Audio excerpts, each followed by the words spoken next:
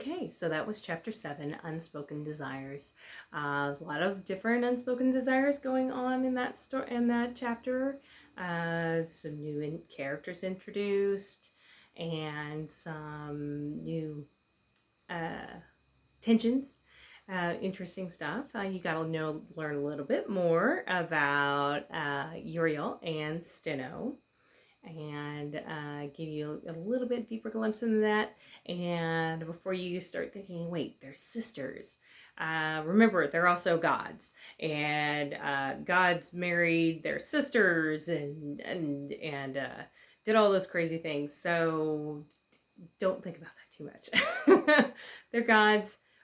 Their rules of progeny are completely different from ours, and so that was, yeah, that was something that I thought would be an excellent connection addition, and moving on to there, and little play in that history thing, when people say, oh, they were roommates, type thing. So going on with that. Okay, so we're going to go on to chapter 8. And the chapter is called The Clear Intentions. So we're going from unspoken desires to clear intentions. Medi bounded down the path towards the sea, hopeful to see Alexos. She barely slept the night before for thoughts of him, of them, and she wanted desperately to kiss him again. She stepped out onto the beach. He was not there. She looked down the beach toward the boat, thinking he may be there, but he was not. She slowly walked to the water's edge and looked up toward the path he took down, waiting for him to arrive, but he was not there. She waited and waited, but he still did not arrive. Her heart sank, but she still had a duty to complete, especially after failing to bring home fish the day before. So she reluctantly began to fish. The water was pleasantly warm and gentle. It soothed her nerves a bit. She unfurled her net and tossed it into the sea. When she tugged it back towards her, the resistance was greater than normal. She used both arms to pull the squirming net towards her and saw it was burgeoning with fish. She grabbed the weighted end to keep it closed and hauled it ashore. Sea life of all sorts spilled from the net, and her bag was nearly full after one cast. She stared in awe and looked around, trying to decide what to do next. "That is a mighty fine catch," Tavros boomed. Medi turned to find him approaching her from the sea. She had not seen him earlier and wondered where he had come from. His body was completely wet, so she assumed he had been swimming. "Hello, Tavros," she said cautiously, turning her head away from his intense stare. "Did you get that all in one cast?" he asked. She nodded and began sorting what to keep and what to toss back. "Poseidon smiles upon you." She kept sorting. Of course, how could he not after seeing such beauty?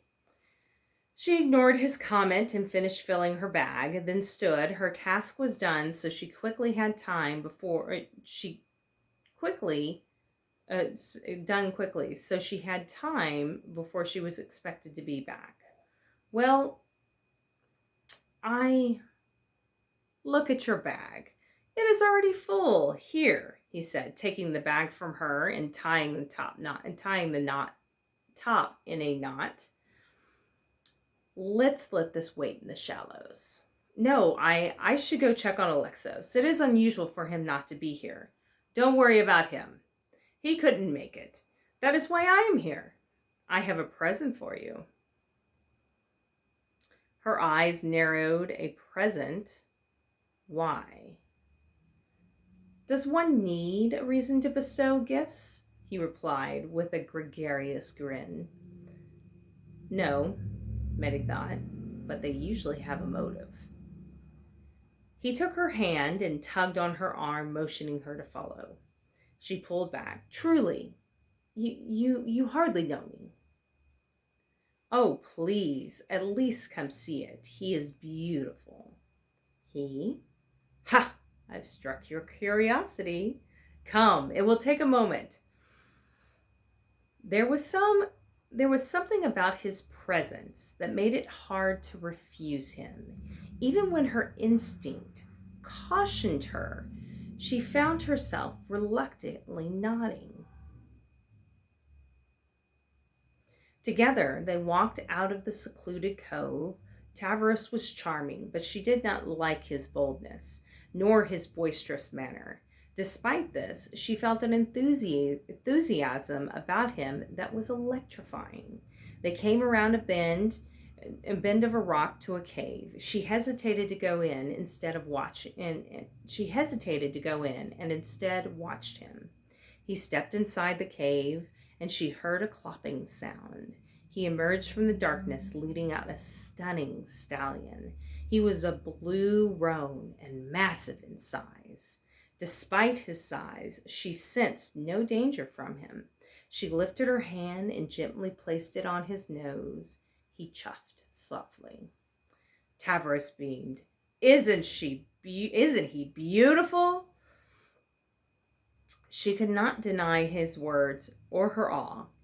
A horse was a rare and fine gift. She remembered Tavros saying he was giving her a gift. Not this horse, she blurted. You're giving me a horse? Yes. She pulled back. Why? Because I wish to, he said. She shook her head. I cannot accept. You refuse? Me. It is a lovely gesture, but how can I accept such a fine creature? What would I do with a horse? You're a warrior. Ride him into battle. She stroked the horse's side. His fur was cool to the touch and the color of a stormy sea. His long ombre tail crashed to the ground in a spray of white. He was breathtaking. He moved closer behind her. Imagine riding him. His strong hooves smashing the earth beneath, driving you towards your target. I can see you now, raising your sword, glistening in armor and sweat, beating down your enemy in one swift strike. His words were intoxicating, painting an image she could clearly see and feel. It made her tremble. She could also feel his hot breath on her neck, and desire emanated from him. I'm sorry. I can't. She stepped away from the horse and Tavros. Tavros' gaze grew dark. People do not deny me. It is certainly a kind gesture, but it is too much. She stepped back, trying to politely retreat, but keeping her eye on him. Her instinct was correct, because with lightning speed he grappled her. She fought his hold, but his strength surpassed hers. He buried his head in her hair and inhaled deeply, then cooed, "Shh. You need not resist. I could shower you in riches. I can make your dreams come to life. You dream of living in the sea. I can give you that. I could make you a queen, but you must not refuse me." Medi felt the threat of his implorement, and it terrified her. Unable to match his strength, she threw both their bodies into the side of an already nervous horse, which pushed back and lifted on his hind legs in defense. She was ready to make her retreat when the hooves came down on them, but Tavros put up a hand and the horse moved back and became docile again. He then growled, pushed her to the ground. She drew her knee up hard between his legs. He groaned, but grabbed her hands and pinned them back. It will take more than that to defy me. Athena seemed to answer his challenge when the snake girdle came to life and struck Tavros in the stomach. He cried out, and his grip loosened. She broke free and ran. She looked over her shoulder twice while catching her breath and saw glimpses of Tavros writhing on the ground. She remembered how Alcibiades looked when the snake bit him and hoped Tavros suffered the same fate. Many made it back to the cove and looked around frantically, but could not see him following. So she grabbed her bag of fish and rushed up the path to Alexos. When she saw Perseus on the path, she did not wait for niceties. "Who is Tavros?" "What? Tavros, who is he?" A, a friend." "What type of friend? What do you know about him? Where does he live?" "Medi, you're acting very strange." "He attacked me.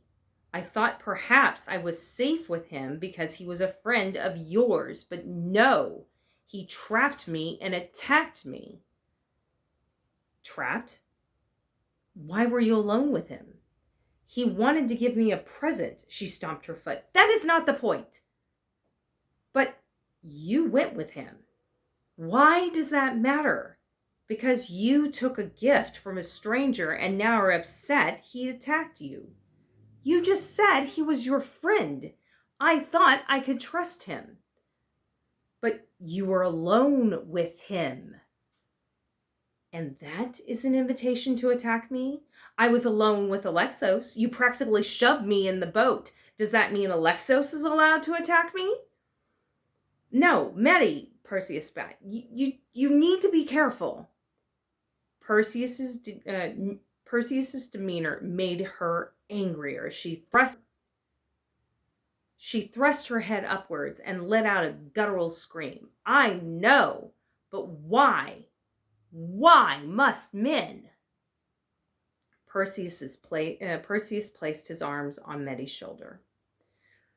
She sniffed hard, drawing together her composure. "I'm done with men trying to take my virtue from me." "Were you ever willing?" Perseus quipped.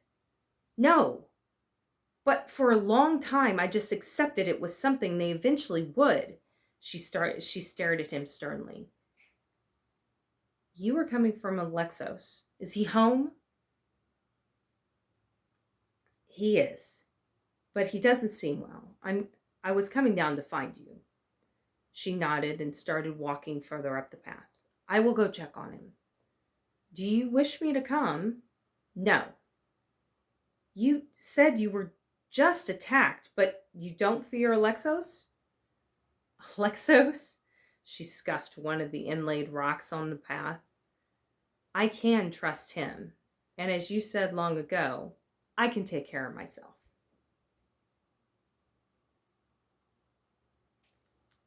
Okay, that is chapter 8, and I will see you in the next chapter.